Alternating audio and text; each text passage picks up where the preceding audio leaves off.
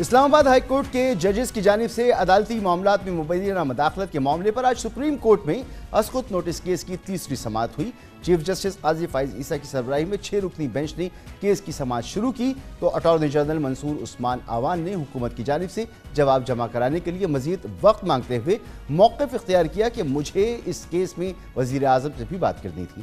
سماعت کے دوران پاکستان بار کونسل کے وکیل ریاضت علی نے معاملے کی جوڈیشل تحقیقات کا مطالبہ کرتے ہوئے تجویز دی کہ ایک یا ایک سے زائد ججوں پر مشتمل جوڈیشل کمیشن بنا کر قصورواروں کو سزا دی جائے، جس پر جسٹس اطہر من اللہ نے جواب دیا کہ لگتا ہے پاکستان بار کونسل نے اپنی سفارشات ہائی کورٹس کے جواب کی روشنی میں مرتب نہیں کی۔ انہوں نے مزید کہا کہ ہائی کورٹ نے تو لکھا ہے کہ مداخلت آج بھی ہو رہی ہے، تمام ہائی کورٹس کے 6 ججوں کو کے خط سے زیادہ سنگین جوابات جمع کرائے ہیں۔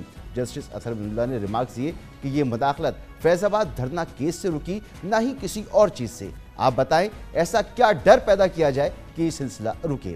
چیف جسٹس قاضی فائز عیسیٰ نے 2 ٹوک ریمارکس دیے کہ مداخلت کے خلاف کوئی جج اگر کچھ نہیں کر سکتا تو گھر بیٹھ جائے۔ دوران سماعت جسٹس جمال بندوخیل نے خدشے کا اظہار کیا کہ سب ججز کو اپروچ کیا جاتا ہوگا۔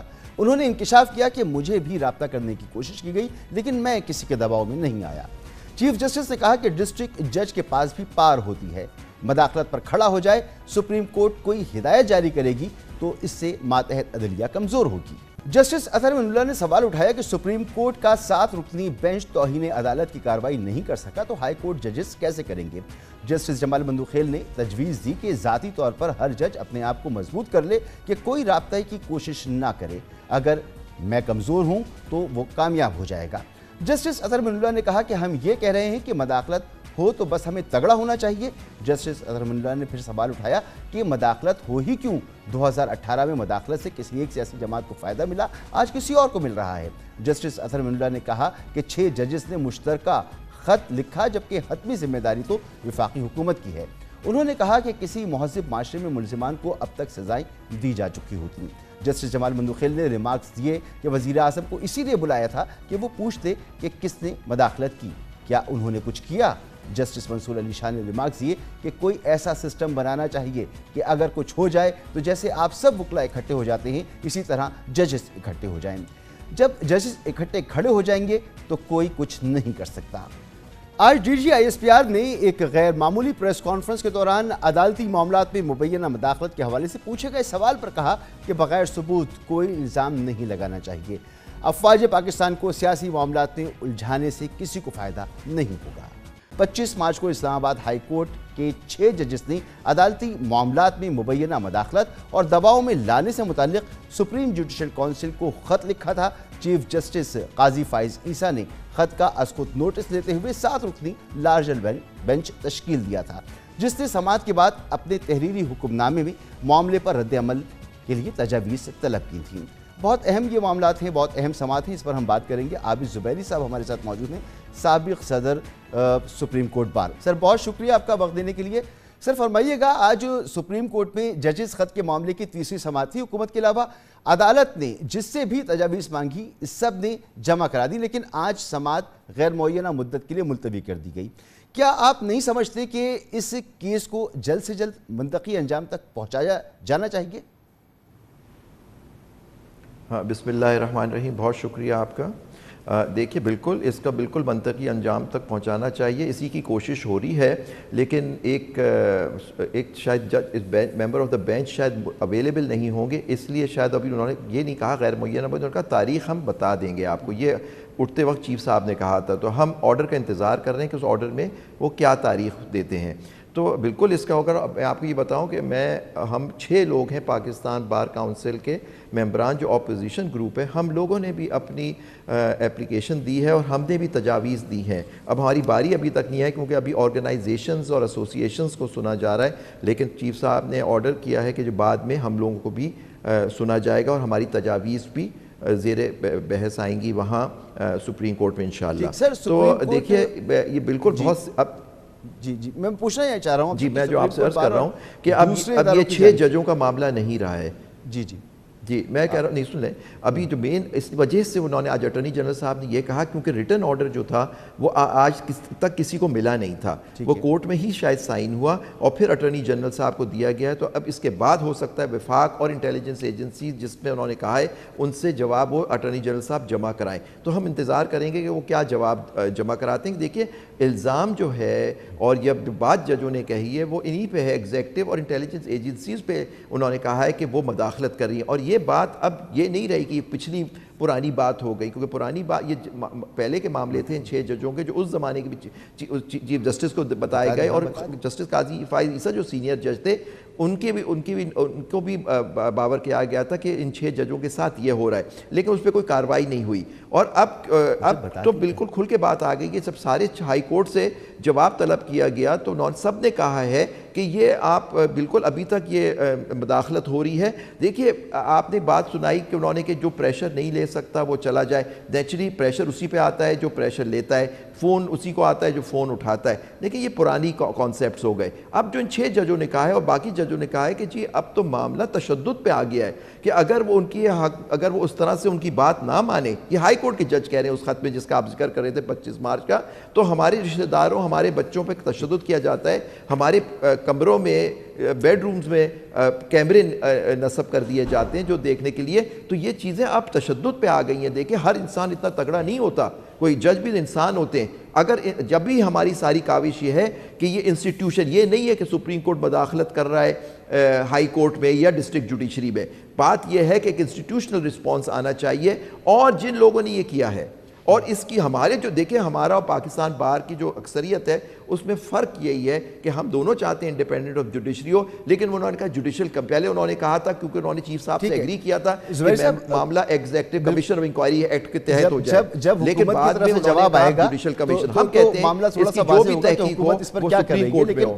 سپریم کورٹ بار اور دوسرے اداروں کی جانب سے سپریم کورٹ میں جمع کرائی گئی تجاویز میں کہا گیا ہے کہ ایک جج کے پاس کسی قسم کی مداخلت پر توہین عدالت کا اختیار موجود ہے، اس بات میں کتنا وزن ہے؟ دیکھیے بالکل آپ وجہ فرما رہے ہیں کہ توہین عدالت کا قانون ہے، آرٹیکل 204 ہے کانسٹیٹیوشن کا جو دیتا ہے power high court supreme court کو توہین عدالت کی، اور پھر کنٹیمپٹ آف کورٹ آرڈیننس ہے 2003 کا، لیکن یہاں یہ صرف کنٹیمپٹ کی بات نہیں ہے، بات یہ ہے کہ ان کے دیکھیں آپ مداخلت کریں بدتمیزی کریں کچھ ہو تو جج آپ کو دے دے، لیکن بات یہ ہو رہی ہے کہ کسی مخصوص فیصلوں کے اوپر آپ انٹیلیجنس ایجنسیز یا ایگزیکٹو اثر انداز ہونے کی کوشش کریے، اور اب وہ نہیں کر رہے تو ان کے گھر والوں ان کے رشتہ داروں پہ تشدد کیا جا رہا ہے، ان کو دھمکیاں دی جا رہی ہیں، تو یہ انٹیمیڈیشن ہے۔ انہوں نے کیا کہا ہے؟ انہوں نے کہا کہ جی اس طرح سے ہوگا، ہم یہ کنٹیمپٹ تو کر سکتے ہیں لیکن بعض لوگوں کا پتہ ہی نہیں ہوتا، ان کے کسی نے ان کو اٹھا لیا، ان کو نوٹس کرا، انہوں نے یہی بات اپنی چیف جسٹس کو لکھ کے بھیجی تھی کہ یہ ہو رہا ہے آپ اس پہ ایکشن لیں، فل کورٹ میٹنگ کال کریں تاکہ ہم کوئی اس پہ ایکشن لے سکیں، وہ نہیں ہوئی، سپریم کورٹ کی سینئر ججز تک بات پہنچائی گئی، اس پہ کچھ نہیں ہوا، پھر انہوں نے فائنلی یہ خط لکھا دوبارہ کہ جی آپ کوڈ آف کنڈکٹ میں بتا دیں، کیونکہ کوڈ آف کنڈکٹ تو سپریم جوڈیشل کاؤنسل بناتی ہے، اس میں اگر اس طرح سے کوئی انٹیمیڈیشن ہو تو ہم کیا رسپانس دیں جوڈیشل۔ دیکھیے یہ بات صرف کنٹیمپٹ کی نہیں رہ گئی، کنٹیمپٹ ہوتی ہے آپ انٹرفیئر کر رہے ہیں ٹھیک ہے وہ کر سکتے ہیں، لیکن پوائنٹ از دیٹ کہ یہ اگر جو باقی سب ہائی کورٹس نے کر دیا تو کنٹیمپٹ سے آگے بات نکل گئی ہے، یہ نکل گئی ہے کہ جی انسٹیٹیوشنل انٹرفیئرنس ہے ایک انسٹیٹیوشن میں، اس سے اپنے من پسند فیصلے کرانے کی کوشش ہو رہی ہے، یہ بات تو چیف جسٹس صاحب کی پیش نظر ہے نا، لیکن ہم نے آپ کو بھی سنایا، ساری قوم نے سنا، وہ یہ بھی فرما رہے ہیں کہ ججز کے پاس اختیار موجود ہے کہ وہ ایکشن لے سکتے ہیں اور انہیں ایکشن لینا چاہیے۔ اگر یہ بات تھا، دیکھیے پہلے تو چیف جسٹس صاحب تو اپنی جو فل کورٹ میٹنگ تھی اور پاکستان بار اور سپریم کورٹ بار نے ان سے اتفاق کیا تھا، پرائم منسٹر کو آئے تھے ملنے، پرائم منسٹر بلائے گئے تھے، اور پھر اس کے بعد انہوں نے ایک کمیشن بنایا تھا، لیکن وہ جج صاحب جو کمیشن میں اپوائنٹ ہمارے سابق چیف جسٹس، انہوں نے لکھ کے بھیج دیا کہ جی اس کا انسٹیٹیوشنل رسپانس ہونا چاہیے، کمیشن کے ٹی او آرز وغیرہ نہیں ہے، کیونکہ یہی بات ہے کہ ایگزیکٹو پہ الزام ہے، ایگزیکٹو ہی اس کی تحقیق کرے۔ تو دیکھیں یہ معاملہ صرف کنٹیمپٹ تک نہیں رہ گیا، یہ چیف صاحب کا محترم ہے، ہمارا جو ان کا آبزرویشن ہے بالکل وہ ہم اس کے تابع ہیں، لیکن پوائنٹ از دیٹ آرڈر کے بات یہ ہو رہی ہے کہ ہم سب کوشش کر رہے ہیں کہ انڈیپینڈنٹ جوڈیشری ہو، صرف کنٹیمپٹ کے لاء میں انڈیپینڈنٹ جوڈیشری نہیں ہوتی، یہ انٹرفیئرنس ہوتی ہے، تو یہی اظہر خان کے کیس میں آپ دیکھیے ہوا تھا، وہ کتنا پرانا کیس تھا، 16 سال اس کو لگ گئے پورا ہونے میں، 2013 کا فیصلہ ہے، انہوں نے پوائنٹ آؤٹ کیا کہ اس طرح سے انٹرفیئرنس ہوئی، لیکن کہاں پرابلم آئی جو دھرنا کیس میں آپ نے ابھی ریسنٹلی دیکھا کہ آپ نے ان کے جو لوگ اس میں ملوث تھے، جن پہ کھل کے الزام لگایا، جس پہ چیف صاحب نے خود اپنے اوپر الزام لگایا ایک شخص پہ اور ان کی زوجہ نے رپورٹ درج کرائی، کوئی ایکشن نہیں ہوا.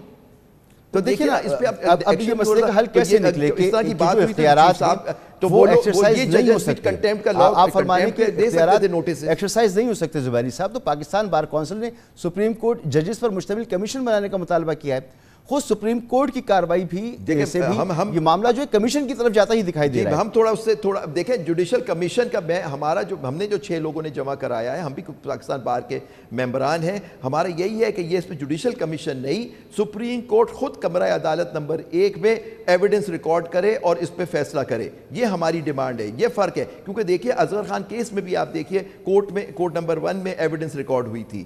تو آپ دیکھیے نا اس طرح کے پہلے ایگزامپلز موجود ہیں کہ جہاں شہادت لی گئی ہے سپریم کورٹ میں. تو دیکھیے ابھی تو ہے سو موٹو لیا ہے. سو موٹو انکوزیٹوریل پاور ہوتی ہے، کوئی ایڈویسوریل میرا آپ کا جھگڑا نہیں ہے، کیس نہیں ہے. اس کے اندر انہوں نے معلوم کرنا ہے کہ اگر یہ ہو رہی ہے تو اس کا کیسے ادراک کیا جائے، اس کو کیسے روکا جائے. تو میں سمجھتا ہوں کہ اس میں انسٹیٹیوشنل رسپانس کی بہت ضرورت ہے. یہ صرف کنٹیمپٹ لاء کے اب بات نہیں رہ گئی کہ ایک جج پہ اس طرح. تو چیف صاحب بھی جب ہو رہا تھا وہ بھی کنٹیمپٹ کا نوٹس دے سکتے تھے.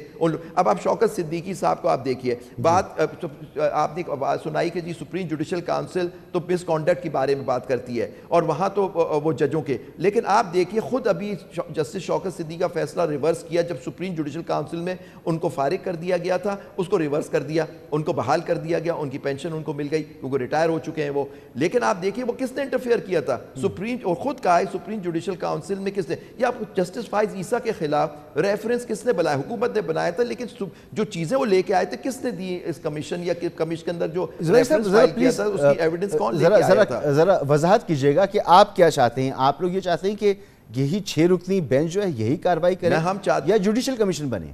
بالکل. ہم یہ پہلے بات ہے، ہماری ایک ڈیمانڈ تھی کہ فل کورٹ ہو، وہ نہیں ہو سکا.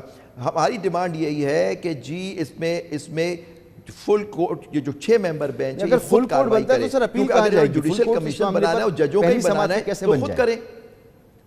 اگر فل کورٹ بنتا ہے تو اپیل کہاں ہوگی؟ آپ نوٹسز دیں، نوٹس نہیں سنیں، نوٹس دیں، آپ کے سامنے سارے پروپوزلز آ جائیں. اگر یہ بات آ جاتی ہے کہ جی اس طرح سے انسٹیٹیوشنل انٹرفیئرنس ہوئی ہے یا اس طرح سے مداخلت ہوئی ہے، تو پھر ان لوگوں کو جن پہ الزام لگایا ہے ان ججوں نے یا ہائی کورٹ کے لوگوں نے جو بھیجا ہے تو ان کو نوٹسز دیں. ان انسٹیٹیوشن کے سربراہ کو تو نوٹس دیا سکتا ہے. اب انتظار کریں کہ جی اب وہ لوگ کیا جواب دیتے ہیں. مگر سر سپریم کورٹ جو ججوں نے الزام لگایا ہے وہ صحیح ہے یا غلط ہے؟ انویسٹیگیشن کا ادارہ بن سکتا ہے، کیسے وہ اتھارٹی بن سکتی ہے کہ وہ انویسٹیگیٹ کرے؟ بالکل یہ ہوا ہے سر، یہ آپ بالکل بیکاز یہ سو موٹو ہے، یہ پروسیڈنگز آرٹیکل 184(3) کے اندر ہے. یہ نارمل کیس نہیں ہے جو آج 185 جس میں اپیل آتی ہے یا اس طرح سے ہوتا ہے یا ایڈوائزری جورسڈکشن میں سپریم کورٹ ایکٹ کرتی ہے، وہ الگ پروویژنز ہوتے ہیں. یہاں ایک سو موٹو ہے. اب یہاں تو پہلے بھی 184(3) میں اور آپ بھی پٹیشن داخل کر سکتے ہیں اور شاید وہ معیار پہ آئے تو اس کو ایکسیپٹ. یہاں تو چیف صاحب نے خود سپریم کورٹ اب تو پریکٹس پروسیجر ہوتا ہے، سپریم کورٹ نے خود سو موٹو لیا ہے اس کا